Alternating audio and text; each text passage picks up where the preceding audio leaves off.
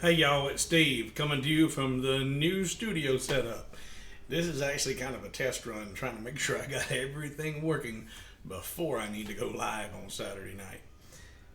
So, I'm not going to fool with the introduction in this video. I'm working on the, I say final, but I'm working on the next addition to this piece, the memorial piece that we've been working on for a few weeks.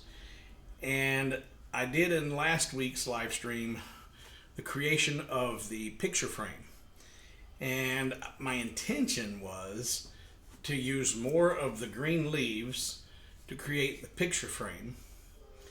But I didn't have enough of this green MDF left, and so I was placing an order for a single sheet because I've got a lot of the MDF and I didn't need any additional, so I was going to order that one single sheet.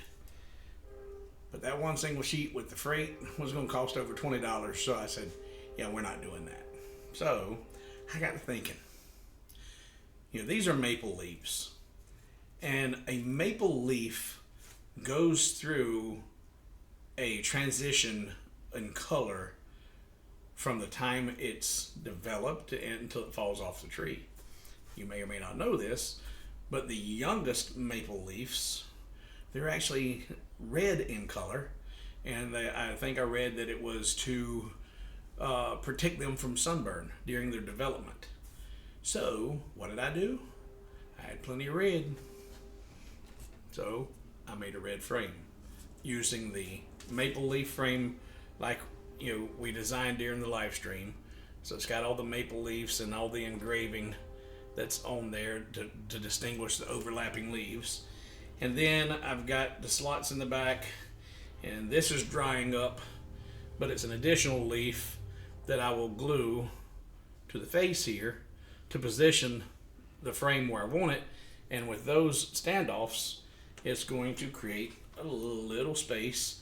And I got to thinking about it, this doesn't have to be perfectly perpendicular to the base. It doesn't have to, look like that. Get it out of the way of the cardinal. I can that way. Let's tilt it that way. Tilt it like that, and I think that will still look good. And it's going to have the distance. Unfortunately, it's covering up a lot of that work we did with the leaves. But if you pick it up, you're looking at it, you'll still see them because this is going to be off at a distance.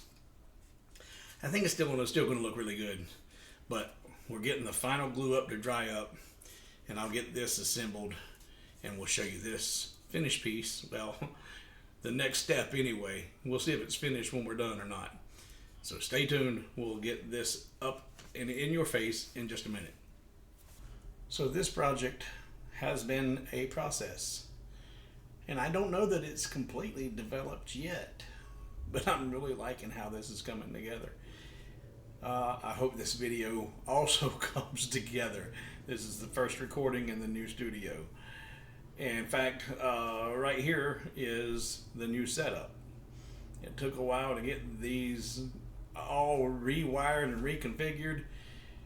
Took me longer than I wanted to. And I learned a few things about how I had it wired before. It's amazing that it was working previously. So for those who are going, you should have made notes of everything before you start. Well, I got it put back together a whole lot simpler than what it was before. Don't know how it was working before. But anyway, I've got the finished piece. Well, I got the latest version of the piece right here. And I'm really liking it. And it's kind of today in my memories, photos that pop up. There was a photo of a friend who popped up who has passed and she's no longer with us. And I thought, well, how appropriate. Her photo popped up and I didn't have one printed, I should say. So here is what I did with it.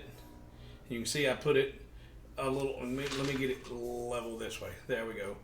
I didn't make the frame level. I put it cattywampus. And I did that on purpose. I did that intentionally because I was afraid that if I were to try and make it completely perpendicular with this frame without, just by eyeballing it. It might be off just a little bit, and just a little bit enough to drive me crazy. So instead of just being a little off, accidentally, I made it quite a bit off intentionally, and I like the way it turned out. So, and no, that's not a picture of her, or, already, she just had her eyes closed. She's not dead in the photo, but she is dead now. But that looks sharp. Even with the red leaves, it looks good. So the green leaves would look good too.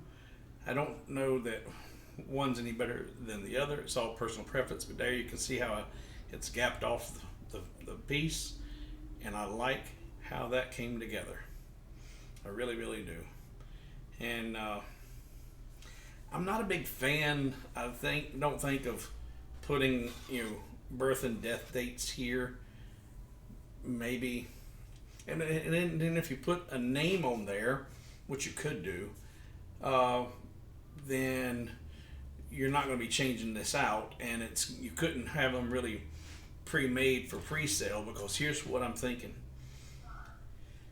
You do these up, and like right now, as it stands, if this piece was fully assembled and you were at a craft fair, you could have these ready for sale, and then you want to add the personalization and or the photos. Well, so many of us have photos on our phone, and I'm going to set it so you can see the gap there. There you go. We all are guilty of it. We have a ton of photographs on our telephones and never get them printed. They're always on our phone. And well, I've got a new gadget that I'm going to show you guys Saturday and show you how easy it is to use in the live stream, that you could take this with you to the craft fairs, have something like this and or just frames in general that you can offer personalization on, and people might say, oh, that's kind of cool, but I don't have any photos with it. Well, do you have a photo that you'd like to have framed? You do? I can do that for you too while you wait. So they pick out the frame they want and then say, send me that photograph, email it to me. They email that to you. You go into your phone, hit a button, and you get a very nice photo, not a print, not an inkjet print, but photograph printed on photo paper, Kodak, within minutes. And you can create something like this, and being able to offer a finished piece with a photograph, you could get pretty good money for that. So I'll talk about that photograph process.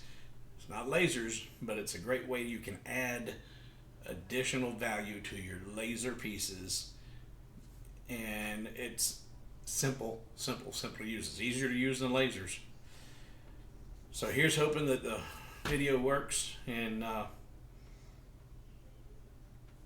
you see plank, and I think this plank started falling in the introduction. I missed it, so I don't know if he slid down or just fell, but I got him fixed. He's back in place, and we'll see you in the next video. If not, we'll see you in Saturday's live stream.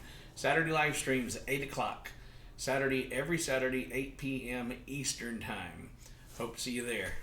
If you like what's going on here, be sure you like, share, and subscribe. And this complete design process for that entire concept has been shared step by step by step, with nothing omitted, including all the mistakes, for the past 2 Saturdays during the live streams. So you can always go back into the content on Hobo with Wood, look for the lives, and you can go back and watch that entire design process and the concepts. The frame was just one live stream last week at the time of this recording, and it was a very informative, very educational process. You may not want to create that frame, but the tips and tricks would be very useful in any design you're looking to create. So I am Steve, Hobo with Wood, and I will see you in the next video.